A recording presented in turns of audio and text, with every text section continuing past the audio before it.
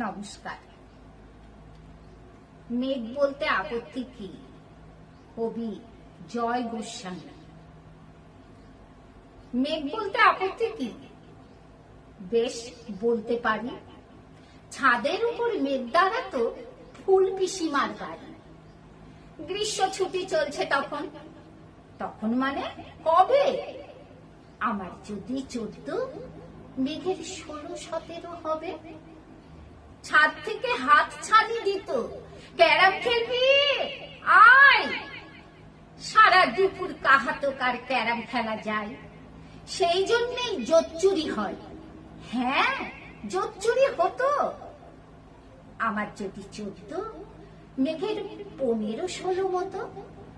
ঘুরিয়ে দিতে জানতো খেলা শক্ত ঘুটি পেলে।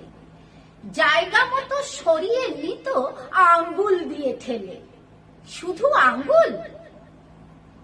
বোর্ডের ওপর লম্বা ফ্রকের ঝুল ঝপাং ফেলে ঘটিয়ে দিত ঘুটির দিক ভুল।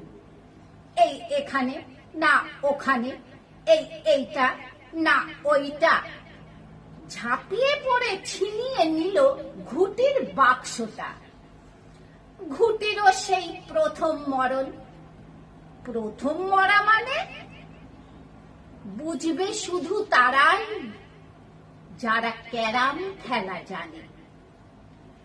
চলেও গেল কদিন পরে, মেঘ যেমন যায়। কাঠ ফাটা রোদ দাঁড়িয়ে পড়ল মেঘের জায়গায়। খেলা শেখাও, খেলা শেখাও, হাপিত্তেশ কাক। কলসিতে ঠোঁট ডুবিয়েছিল, জল তো পুড়ে খাক। খাক হওয়া সেই কলসি আবার পরের বছর জলে ভরল কেমন তোমায়? ধ্যাৎ, সেসব কি কেউ বলে? আত্মীয় হয়, আত্মীয় হয়, আত্মীয় না ছাই।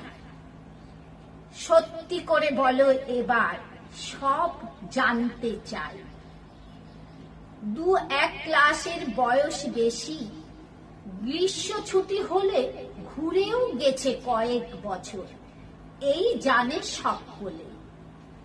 আজকে দগ্ধ গ্রীষ্ম আমার, তোমায় বলতে পারি। মেঘ দেখতাম ছাদের ঘরে, ফুল পিসিমার বাড়ি। নমস্কার।